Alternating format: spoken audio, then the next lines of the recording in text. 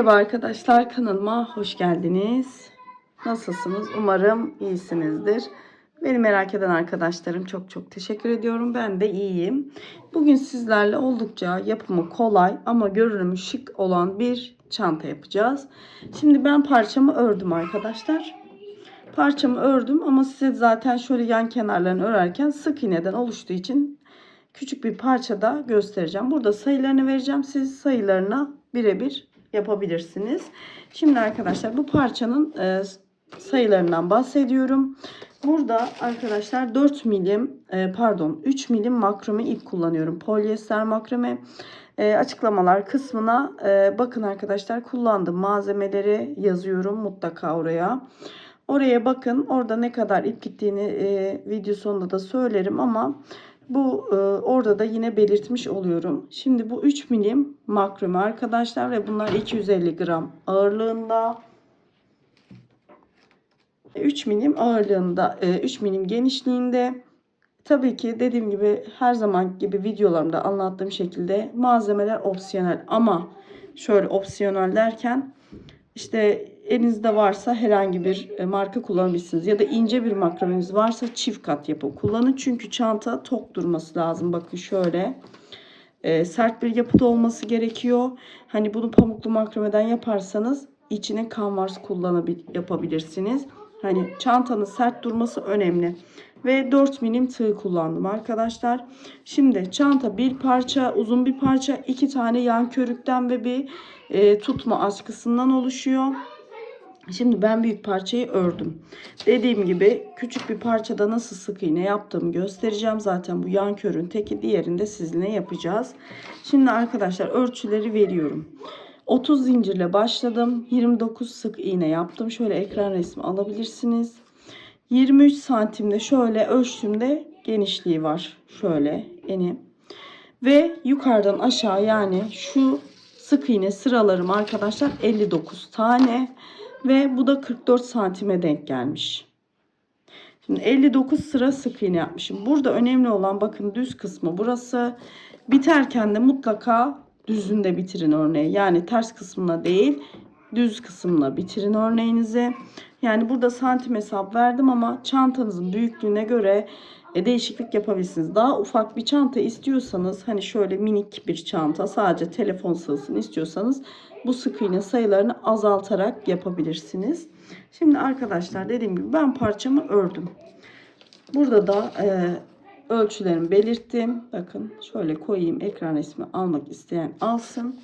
Şimdi arkadaşlar bu yan körü yapacağım. Burada da şimdi şöyle toplamda bir kilit zincir çekiyorum. Burada ben kilit zincirimi de arkadaşlar öreceğim. Kenarda fazlalık kalmasın diye. O yüzden bunu da 1 diye sayıyorum. 2, 3, 4, 5, 6, 7, 8. Bakın arkadaşlar 8 tane zincir çektim. Arkadaşlar 8 tane zincirimiz var. Şimdi hemen bakın şu tığdaki değil, onun dibindeki şöyle zincirin içine batıyorum. Burada iki kanadını birden alıyorum arkadaşlar. Bakın şöyle siyah da görünmüyor olabilir. Normal sık iğne gibi iki kanadı birden alıyorum. Şöyle bir sık iğne yapıyorum. Bakın. Şimdi hemen yanındakine şunu şöyle çekelim. Şimdi hemen yanındakine toplamda bakın şöyle 7 tane burada sık iğnemiz olacak. 7 sık iğnemizle yan körümüzü yapacağız. Siz de bu büyük parça oluştururken aynı yöntemle zincirinizi çekin. Burada 30 zincir çektik. 29 sık iğne. Burada da 8 tane zincir çekiyorum. Kilit zincirle birlikte 8 tane. Sonra 7 tane sık iğne yapıyorum bu zincirin içine.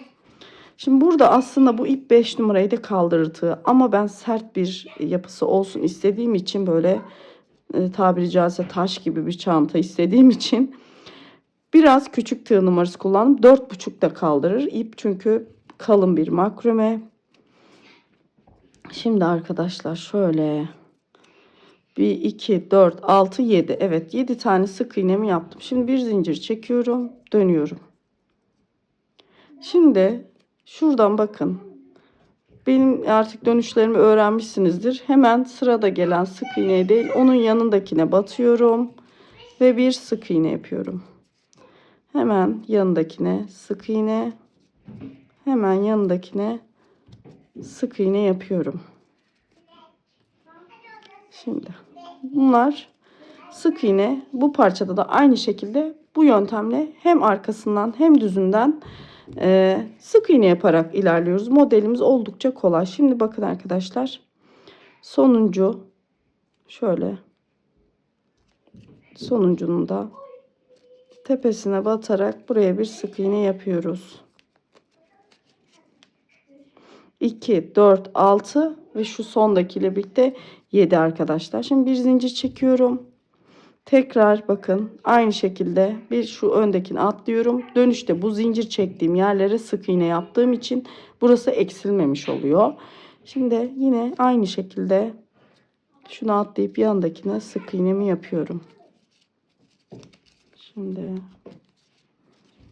Şimdi şu sık iğneye battığım noktayı göstereceğim size ve bu şekilde büyük parçanızı dediğim gibi 30 zincir 29 sık iğne ile verdiğim ölçülere göre tamamlayacaksınız. Şimdi bakın şurada zincir çekip dönmüştük. Hemen bu zincirin içine batıyorum. Ve burada kenarda düzgün bir kenar dönüşümüz olacak. Bakın. Bu şekilde şu ipleri tabii ki toparlayacağım sonra bakın şöyle. Şimdi arkadaşlar bu şekilde büyük parçamızı dediğim gibi bakın 59 sıra örüyoruz. Ve şu yan körüklerine burada da aynı şekilde verdiğim şekilde 1, 2, 3, 4, 5, 6 şöyle sayalım 2, 4, 6, 8, 10, 12, 13. Evet 2, 4, 6, 8, 10, 12, 14, 15 sıra örüyoruz arkadaşlar. 15 sırada yan körüğümüz olacak.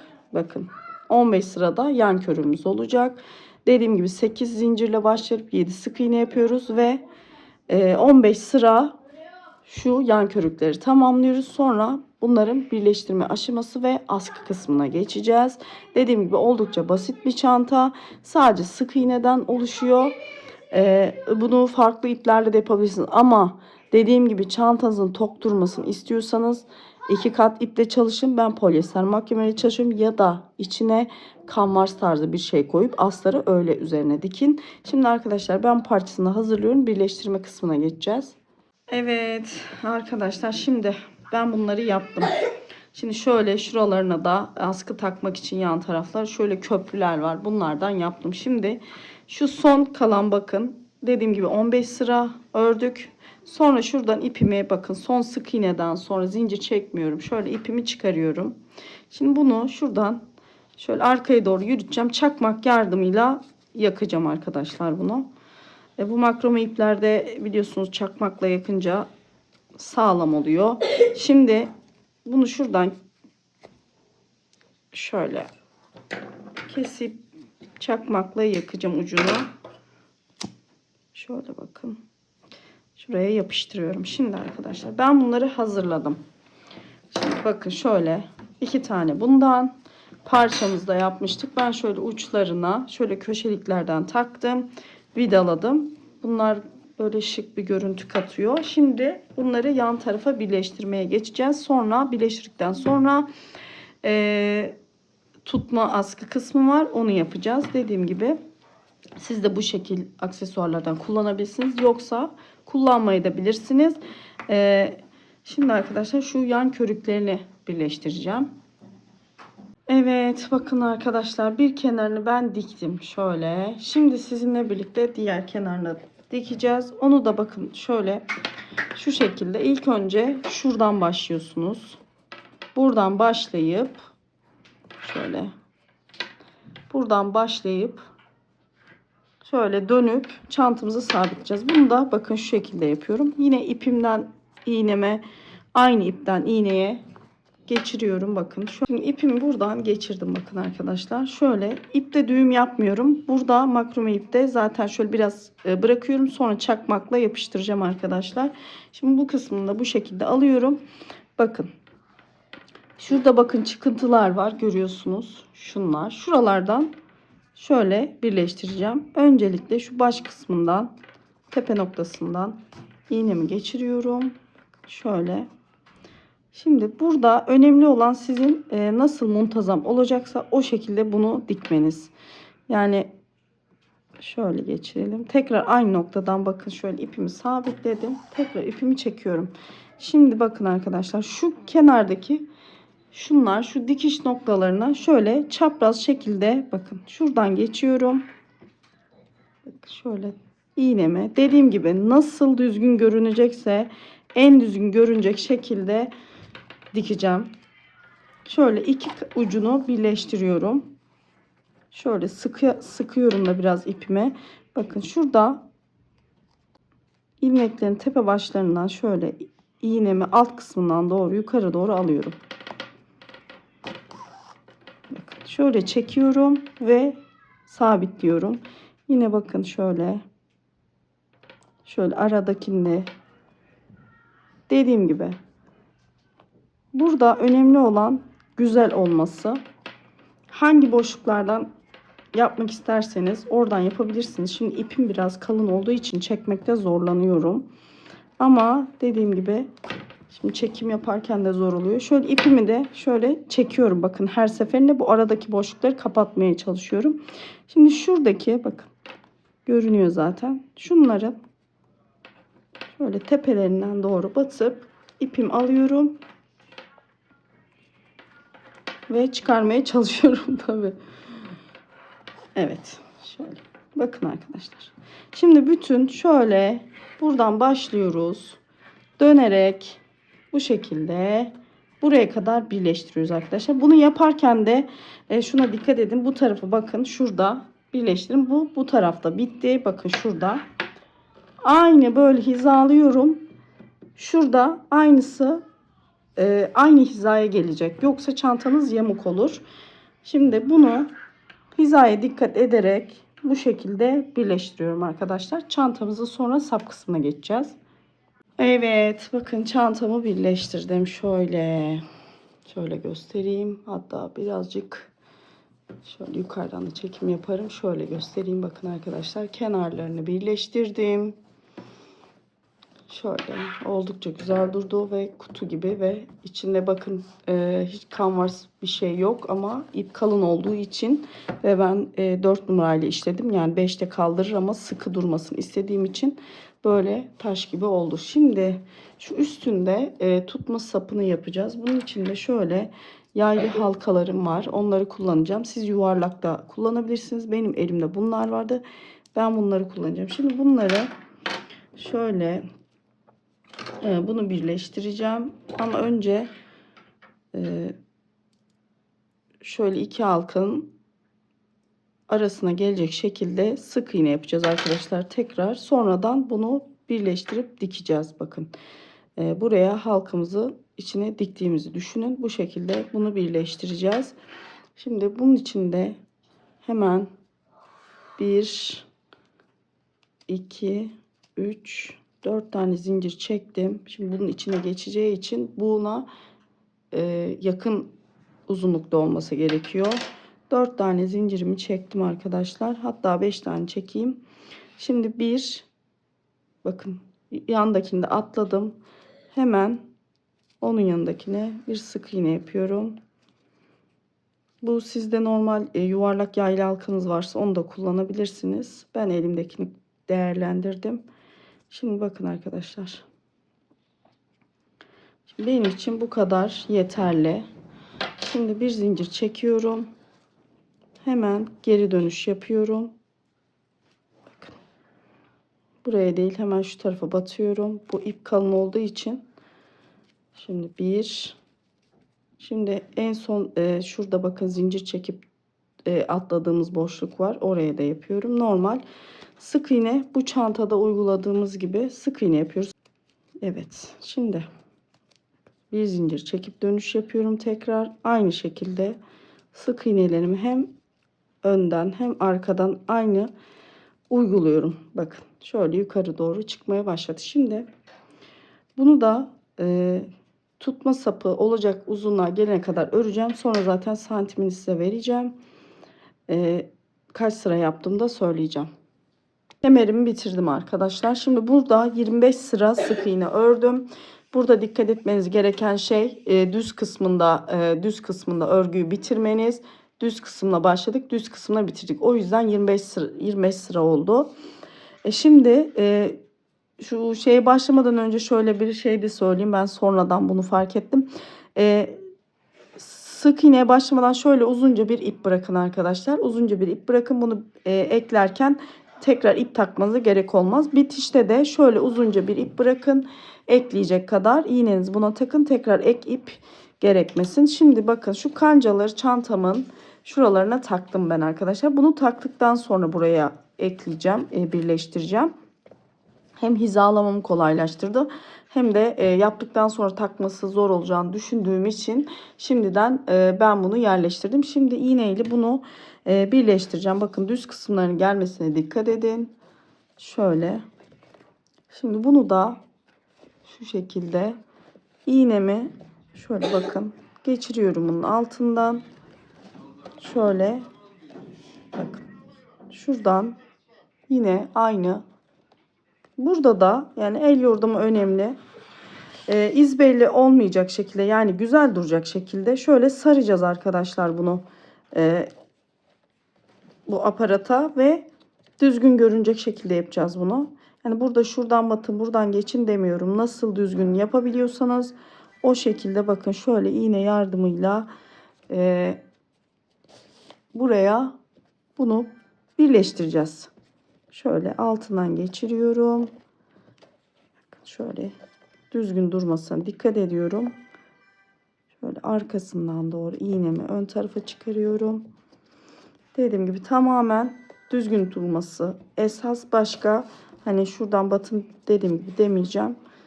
Bakın bu şekilde bunu buna dolayarak hem de örgü parçaya sabitleyerek aparatımıza sabitleyerek bunu buraya birleştireceğiz. Şimdi arkadaşlar ben bunları hızlı iki tarafını da birleştirip geliyorum. Sonra zaten çantamız bitmiş olacak arkadaşlar. Bakın şu şekilde ilerleyeceğim. Bunu buna dolayacağım ve bu tarafı da aynı şekilde yapacağım. Ve örgümüz, çantamız bitmiş olacak. Evet arkadaşlar çantamı bitirdim. Söylediğimde buraya mıknatıs çıt çıt takacaktım ama çıt çıtın bu çantada çok sağlam olduğunu düşünmediğim için, çünkü çanta kalın. Hani ince çantalarda sıkıntı olmaz. Mıknatıs hani kapanmama gibi bir durum olmaz ama çanta kalın ve sert bir çanta olduğu için şöyle aparatlar satılıyor tuhafiyelerde. Arkadaşlar internette de var. Alışveriş yaptığımız malum T ile başlayan bir sayfa var ya, internet sitesi. Şimdi reklama geçtiği için burada isim veremiyorum arkadaşlar. O yüzden o meşhur T ile başlayan alışveriş sitesinden bile bulabilirsiniz. Bakın bu aparattan şöyle taktım buraya. Bunu da içinden zaten ayağı var. Kilitliyorsunuz. İçine de şöyle astar çalıştım. Çok şık oldu. Astarı da arkadaşlar çantaya göre kesiyorum ve hayalet iple dikiyorum. Ben astar videosu çekemiyorum arkadaşlar. Yani bunu çok soran arkadaş oluyor. Yani inanın onu çekecek vakiti bulamıyorum. Çok böyle ben astar dikmeyi de sevmiyorum. Açıkçası o yüzden de çekemiyorum. Gerçekten sevmiyorum astar dikmeyi ama elimden gelenin en iyisini yapmaya çalışırım her zaman. Şöyle bakın arkadaşlar, şu aparatları da bulabilirsiniz. Instagram sayfalarına da çanta malzemesi satan yerler var. Dediğim gibi o T ile başlayan alışveriş sitelerinden de bulabilirsiniz. Bakın şöyle askımda bu şekilde tamamlandı. Çantanın içinde hiçbir şekilde kanvar, keçe yok. Çanta yapı itibariyle ip kalın olduğu için ve ben 4 milim tığ ile ördüğüm için sıkı oldu. Siz bunu kağıt iple de örebilirsiniz ama kağıt iple böyle formu durmasını istiyorsanız çift kat örün ve dediğim gibi içine keçe koymak isterseniz koyabilirsiniz ince iplerle. Ama ben hiç gerek duymadım. Oldukça şık ve güzel bir çanta oldu. Bu askıyı da biliyorsunuz hazır metal askılar arkadaşlar. Ben son anda karar verdiğim için orayı videoya alamadım. Normal kullandığınız ipinizden şöyle iğneyle geçiriyorsunuz. Şuradan bakın bağlayıp çakmakla yaktım. Şöyle altından üstünden iğneyle geçirip ipimizi karşıya kadar bu şekilde yaptım. Siz yapmak zorunda da değilsiniz. Deri askı da kullanabilirsiniz. Sadece metal askıyı da kullanabilirsiniz. Şimdi arkadaşlar şöyle ne kadar ip gitti onu söyleyeceğim. Şöyle markasını soran arkadaşlarım var. Onlar için gösteriyorum ama reklam değil arkadaşlar. 3 milim, bakın şurada yazar. 3 milim 250 gram ipten bir tane bütün, ikincisinden de bu kadar kaldı. Yani 2 tane 250 gram ip işinizi görecektir. Elinizde herhangi bir ip varsa onunla da olabilir. Makrame ipiniz varsa ince çift kat yapıp da çalışabilirsiniz. Umarım beğenmişsinizdir. Benim içime sinen bir çalışma oldu. Çok şık, yaz kış kullanıma uygun ve şu aparatlarla da bakın oldukça şık ve zenginleşen bir çanta oldu. Umarım beğenmişsinizdir. Beğenilerinizi, desteklerinizi, yorumlarınızı bekliyorum arkadaşlar. Hype puanı atmayı unutmayın. Hepsi tamamen ücretsizdir. Bir dahaki videoya kadar hoşça kalın. Kanalıma abone olmayı unutmayın.